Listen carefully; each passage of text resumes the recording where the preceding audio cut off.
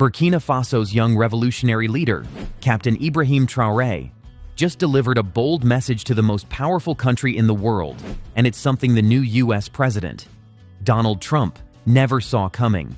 With Washington expecting the usual African compliance, Traoré, along with Mali's Assimi Goïta and Niger's Abdourahmane Tiani, has flipped the script.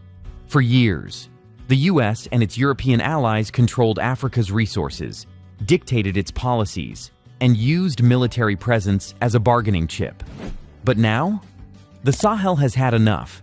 These leaders aren't asking for independence. They're taking it on their own terms.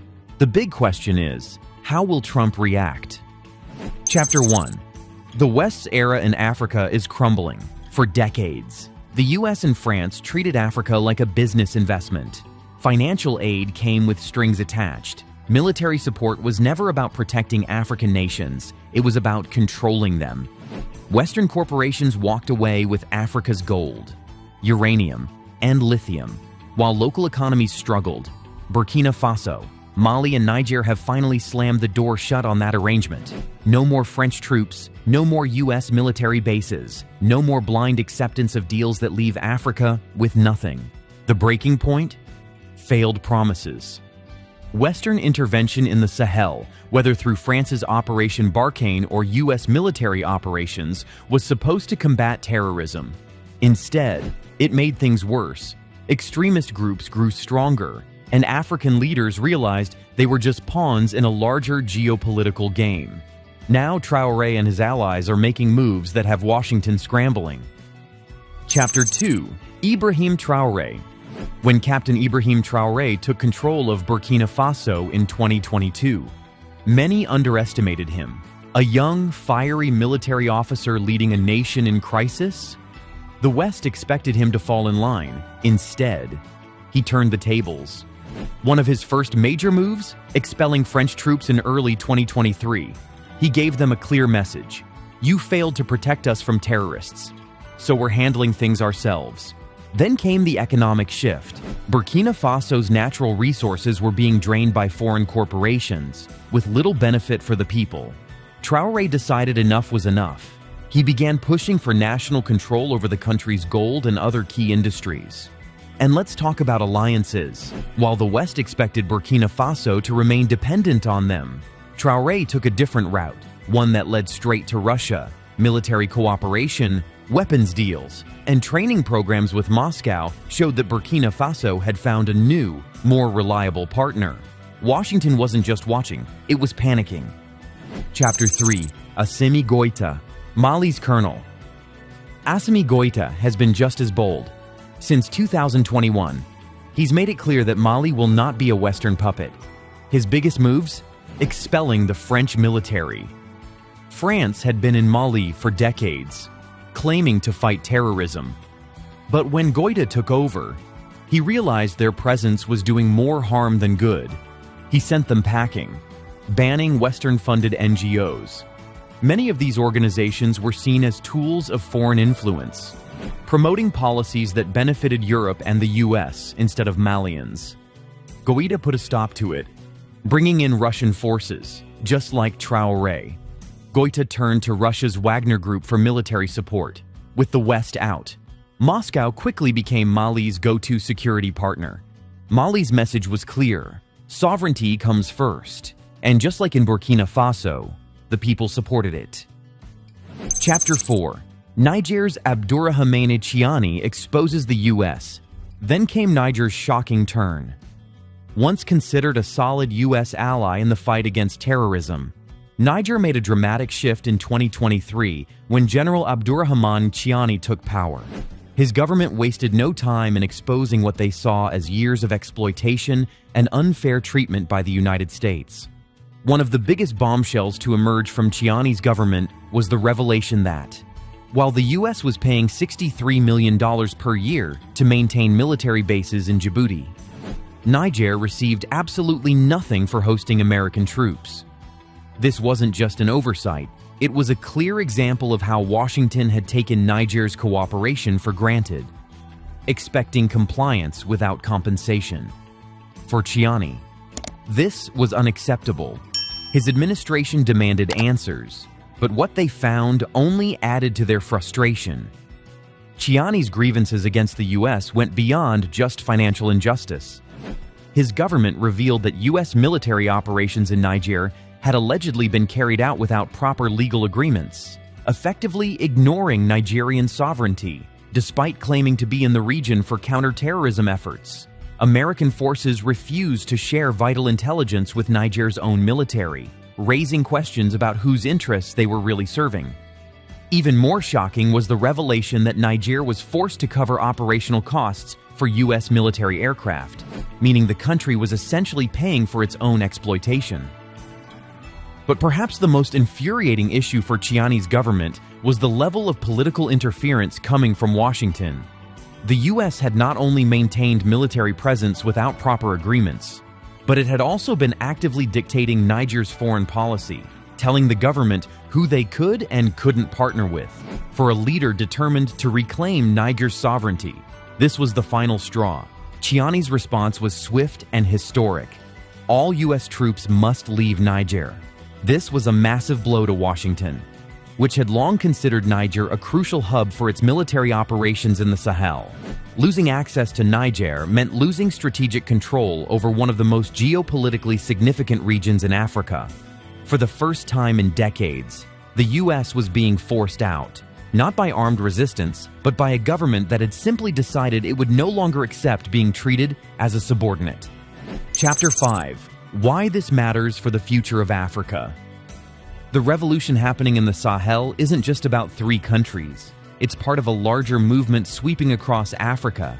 For centuries, the West dictated Africa's future, shaping its economies, politics, and military strategies to serve external interests. But now, a new wave of leadership is rewriting the rules, determined to put national sovereignty above foreign influence. The Sahel is just the starting point, a spark that could ignite a continent-wide shift towards self-reliance and true independence. Africa is home to some of the world's most valuable mineral resources, essential to global industries, from energy to technology. Yet, for decades, Western corporations have maintained control over these assets, extracting immense wealth while leaving African nations with little to show for it. This is now changing.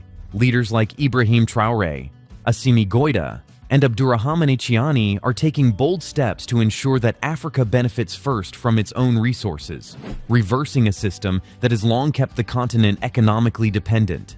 Foreign aid has often been presented as a helping hand, but in reality, it has come with strings attached, policies and agreements that primarily serve Western economic interests rather than fostering real growth. This is why leaders in Burkina Faso, Mali, and Niger are rejecting those deals altogether.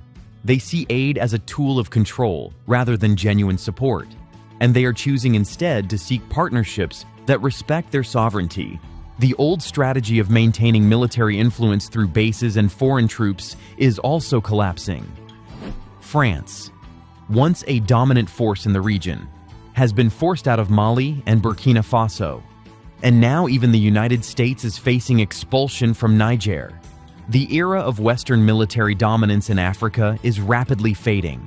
The new reality is one where African nations decide their own security strategies, no longer dependent on foreign forces that often serve external interests rather than local stability. And this is just the beginning. The Sahel's rejection of Western interference is sending a clear message to the rest of Africa. It is possible to break free from neo-colonial control. More countries are watching, and if this movement continues, it could reshape Africa's political and economic future for generations to come.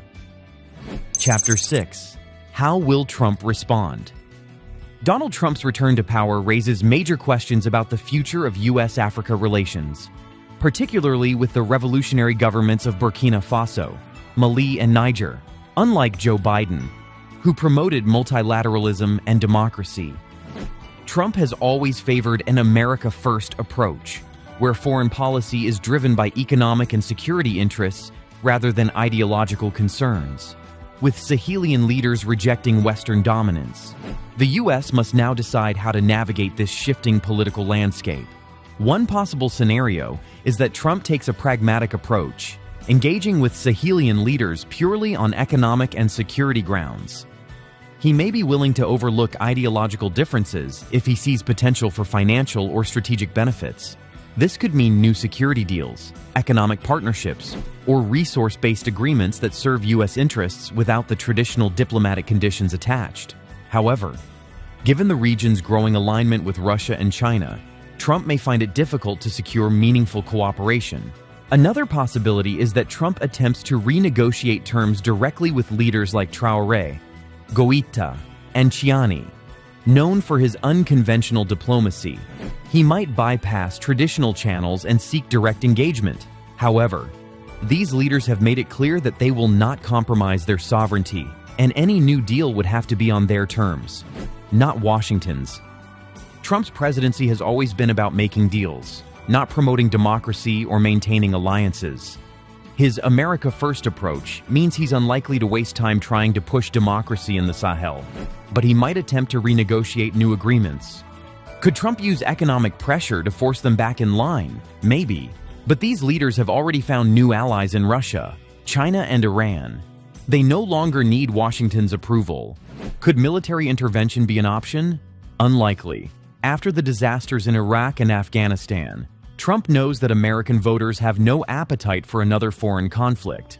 Alternatively, Trump could decide that the Sahel is no longer worth U.S. involvement and withdraw military and economic ties completely, regardless of his choice. One fact remains undeniable. The Sahel is no longer willing to be a pawn in global power struggles. Chapter 7. Trump faces a new reality. The Sahelian leaders have made it clear. They are charting a new course, free from Western dominance. The geopolitical landscape is shifting, and the world is watching to see how Trump navigates this new reality. No matter how Trump responds, one thing is certain: the Sahel will never go back to being a submissive partner to the West. These leaders have shown that Africa is no longer willing to be exploited. They're not asking for independence, they're enforcing it. They're not seeking permission, they're taking action. The world is watching. The West is losing its grip. And Africa is rising. Is this the beginning of true independence for Africa? Or will the West find a way to reclaim control? Let me know in the comments. And if you found this video insightful, don't forget to like, subscribe, and hit the notification bell. See you in the next one.